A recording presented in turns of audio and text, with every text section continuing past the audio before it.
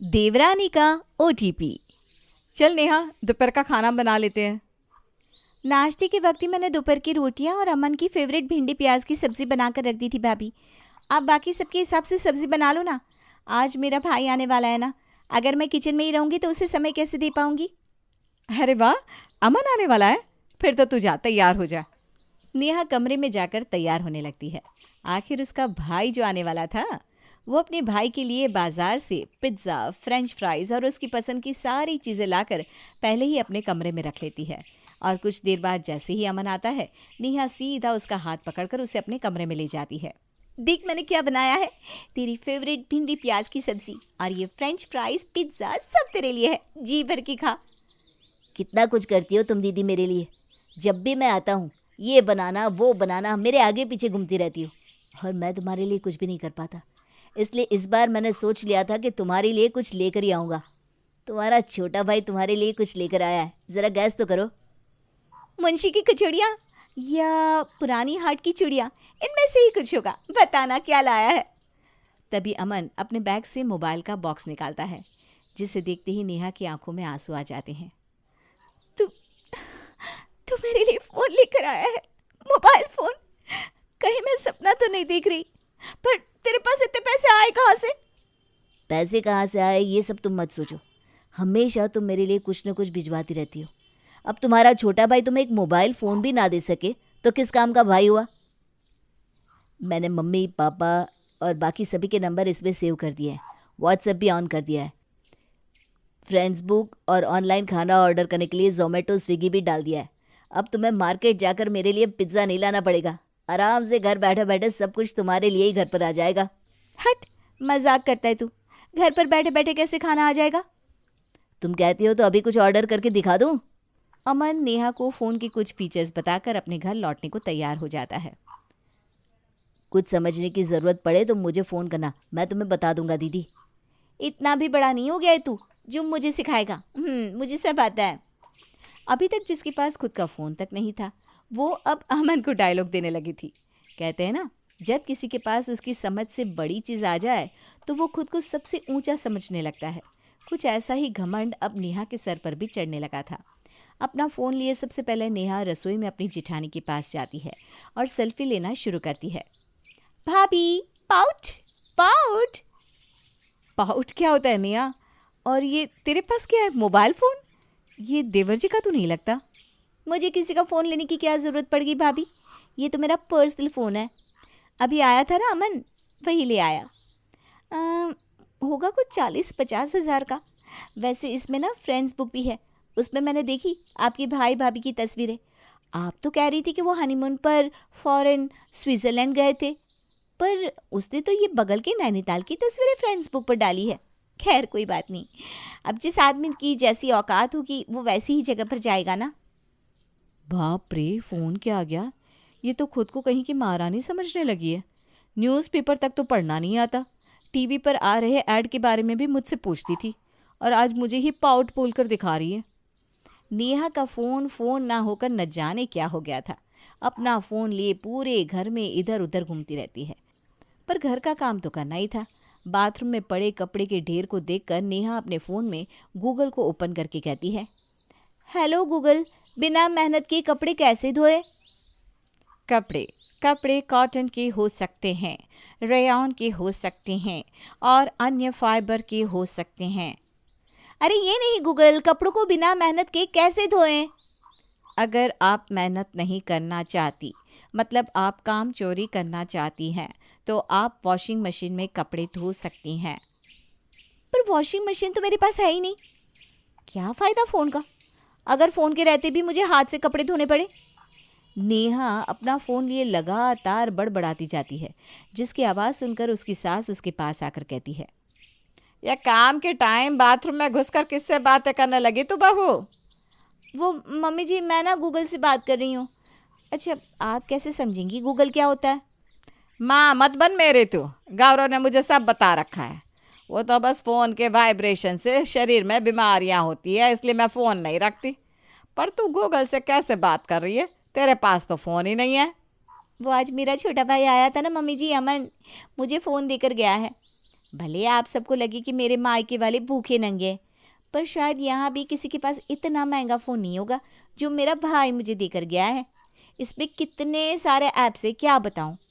अच्छी बात है, पर जिस डिब्बे से तूने इसे निकाला है ना, काम के वक्त इसे उसी डिब्बे में रख दिया कर, वरना मेरा दूसरा रूप बाहर आ जाएगा।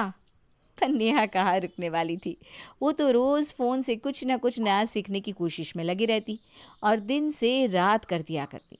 अब मोबाइल में नया ट्रेंड देखकर उसे भी वैसे ही कपड़े पहनने थे, इसलिए अब उसने पहली बार हिम्मत कर ऑनलाइन शॉपिंग की और 2 दिन बाद दरवाजे पर दस्तक होती है। ऑर्डर। ये सुबह सुबह क्या ऑर्डर आ गया? लगता है पोस्ट ऑफिस से मेरे पुराने खाते का डिटेल आया होगा। पर नेहा तो अच्छी तरह जानती थी कि दरवाजे पर कौन आया है। डिलीवरी बॉय की आवाज़ सुनते ही नेहा सबसे पहले भागती हुई दरवाजे तक जाती है। मेरे कपड़े मम्मी जी, ये मेरा ऑर्डर है। लाइए भैया, इसे मुझे दीजिए। पर आपने ऑनलाइन पेमेंट तो कर ही नहीं रखी मैडम, आपको कैश देना होगा, तभी मैं आपको ये ऑर्डर दे सकता हूँ। तुझे क्या लगा बहू, फ़ोन से मंगवाने पर सामान मुफ्त में आ जाता है क्या? जाइए भैया, हमें कुछ नहीं लेना। नहीं नहीं नहीं भैया रुकिए, मैं आपको पैसे देती हूँ ना। पर अभी आपने क्या कहा, ऑनलाइन पैकेट? अगर आप अपने अकाउंट से नेट बैंकिंग ऑन करवा लें तो आपको कैश देने की ज़रूरत नहीं पड़ेगी, आपका पेमेंट डायरेक्ट फ़ोन से ही हो जाएगा। अच्छा, ऐसी बात है। ये सुनते ही नेहा के दिमाग में online payment, net banking, online shopping जैसी चीज़ें घूमने लगती है। पर उसके पास तो खुद का बैंक अकाउंट भी नहीं था कि वो कुछ कर सके। वो आए दिन कुछ ना कुछ शॉपिंग करती रहती और ऑनलाइन पेमेंट के बारे में सोचती रहती। फिर एक दिन उसके नंबर पर एक कॉल आता है। हेलो मैम, अभी आपने जो मिक्सर ग्राइंडर ऑर्डर किया है उसके रिलेटेड हमें आपसे कुछ जानकारी चाहिए, जैसे उसका कलर, उसकी साइज़। वाइट कलर का है मिक्सर ग्राइंडर और नॉर्मल साइज़ ही है, भिजवा दीजिएगा भैया।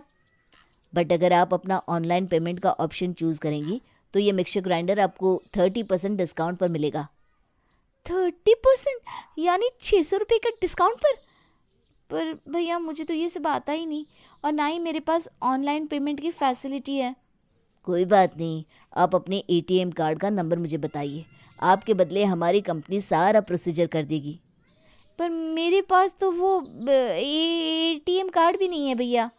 आपके पास ना सही, आपके आजू बाजू किसी दोस्त के पास, घर के किसी फैमिली मेम्बर के पास, भाई बहन पति, जिसका एटीएम कार्ड लेकर आप उस एटीएम कार्ड की डिटेल हमें बता पाए।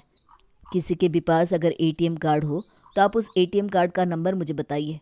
आप हमारी कंपनी के थ्रू बहुत शॉपिंग करती है, इसलिए ये स्पेशल ऑफ़र बस आपके लिए है और 5 मिनट के अंदर ही ये ऑफ़र ख़त्म हो जाएगा, सोच लीजिए मैडम। हाँ हाँ, मेरे पति है ना, पर वो अभी सो रहे हैं, उनके पास एटीएम कार्ड है।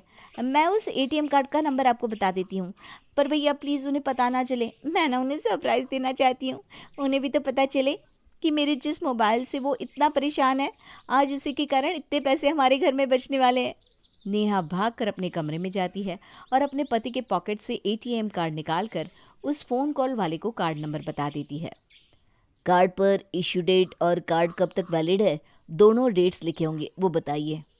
नेहा ये डिटेल्स भी फ्रॉड कॉल वाले के साथ शेयर कर देती है।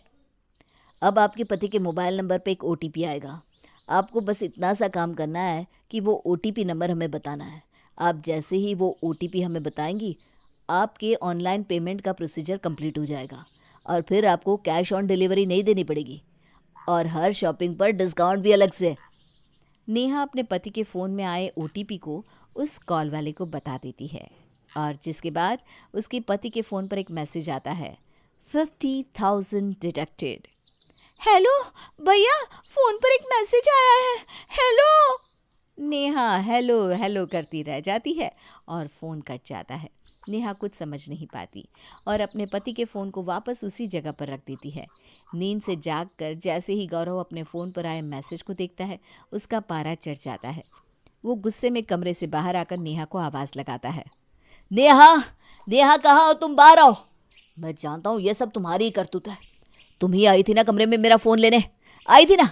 क्या किया तुमने मेरे फ़ोन से, बताओ। मेरे बैंक अकाउंट से 50,000 माइनस हो गया है। नेहा ये सुनते ही फूट फूट कर रोने लगती है। पर वो फ़ोन वाला आदमी तो कह रहा था मुझे मिक्सर ग्राइंडर पर 30% डिस्काउंट मिलेगा। बस इसीलिए मैंने आपके एटीएम कार्ड की सारी जानकारी उसे दे दी। फिर उसने आपके फ़ोन पर आए एक ओटीपी के बारे में मुझसे पूछा। मैंने वो ओटीपी नंबर उसे बता दिया। इसमें तो उस गलत करने वाले की गलती है।